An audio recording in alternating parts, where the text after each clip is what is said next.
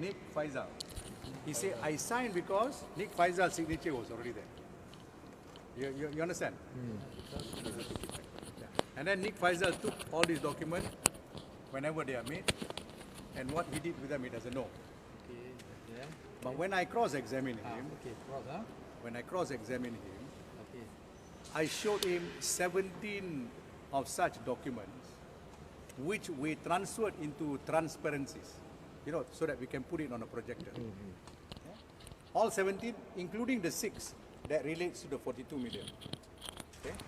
When we put one signature on top of the other, he was surprised because the signature was identical one to the other. That means it is, what do you call it? Cut and paste. And when you put it and juxtapose, 17 of them looks like one. So that means somebody cut and paste, and then the prosecution cross-examine. This is what I don't understand. In their re-examination, they also prove the way we prove that even Nick Faisal's signature is cut and paste, making our case even stronger. Which means what we are saying is, for you to have CBT, or for you to have this element of gratification under Section 23, that means the 4 charges, 3 CBT, 1 Section 23, okay? You must prove how the money moved out of SRC. How did the money move out? This is what they call actors' rea, the act. You don't deal with the mens rea, the intention here. Who moved the money out? Suboh said, now that you showed me on transparencies, MACC never showed it to me like this, no comparison. Now I can say they are not my signatures, because somebody copy-paste my signature. Okay? Not only that, he now also said, or rather he also changed his evidence. He said, I never signed it physically. The statement that I said I saw Nick Faisal signing first, then I signed, is also not correct. And he admitted he made contradictory statement with the MACC. He said all that. Okay, very, very important. Now, he also said that I could not possibly have signed this document because I never, as a director, signed any document pertaining to transfer of money. I have never done that, he said. So that is why I submitted to the court that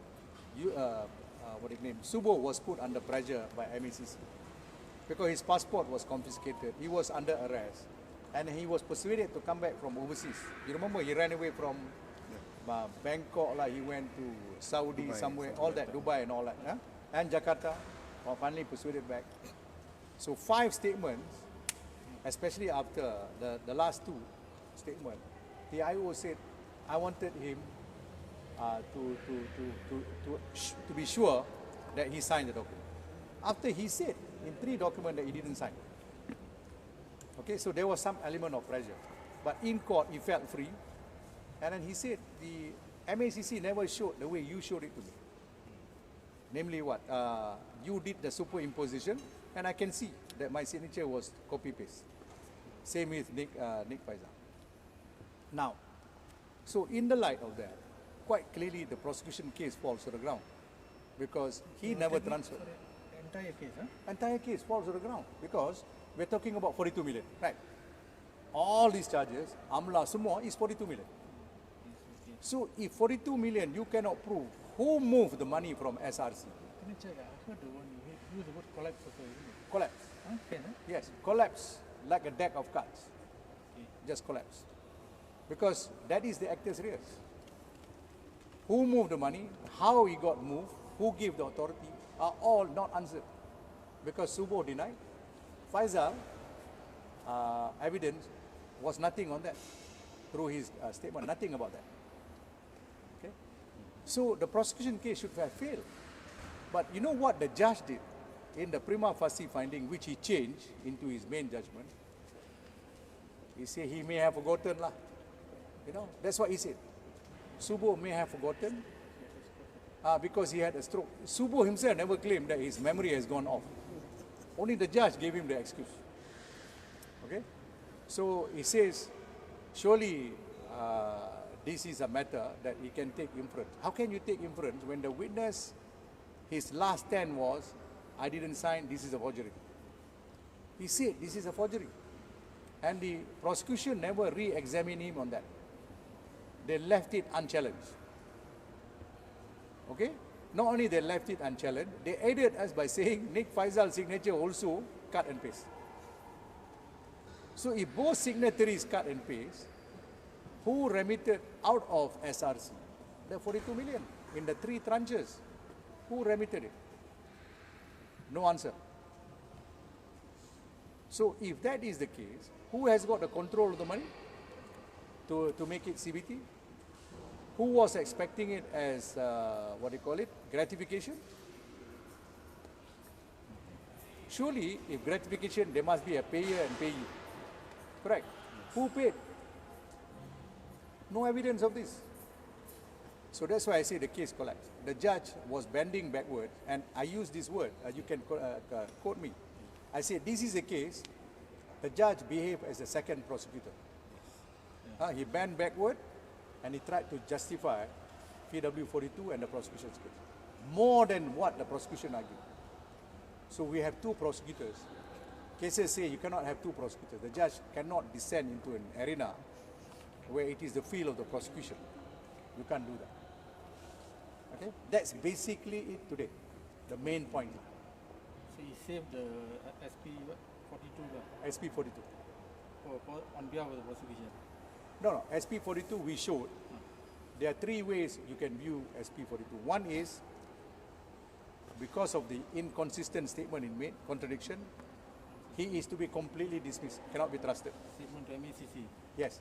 And also what he said in his witness statement, and then he recanted in his cross-examination. And no repair by the prosecution, no repair in the re-examination. So that's one way. Second way is to see whether you can pick and choose, cherry picking lah. If you pick and choose, you must live by his last statement. This is not my signature. Somebody forged my signature. So if you believe him, this is a forgery, we still win the case.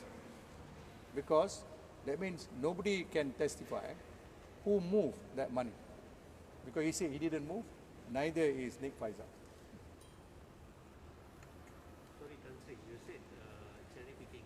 So you're saying that the judge actually cherry picked the evidence that he wanted to? No. You can do cherry picking, one of the methods you can do. But the judge did not do cherry picking. The judge bent backward to save the prosecution case, which cannot be saved. Because bent backward, he acted as a second DPP, a second prosecutor. You can quote that because I said that in open court. And there are cases. To save the prosecution's case. To save the prosecution case, he bent backward. That's why you term him as he's a second prosecutor. He's a second prosecutor. There are cases that say and deal with situation like that when a judge became a second prosecutor. Okay, there are many cases. Tomorrow I'm going to cite these cases in the morning. Can I check one more thing? I think you're saying that if the judge had discarded Suboh, I mean your client would have been entitled acquittal without defense call. Prima facie stage. Without defense call. Without defense call. Because a major element to show how the money moved out from SRC is gone. And how did it come to my client's account from indirect sources? How did it go to Mentari? Then from Mentari it went to the other. Okay. All right? So from SRC out is the most important question. Because it is SRC fund, you're saying. From SRC out, who cost? Okay? All right. Thank you. Thank you. Sorry, I delayed.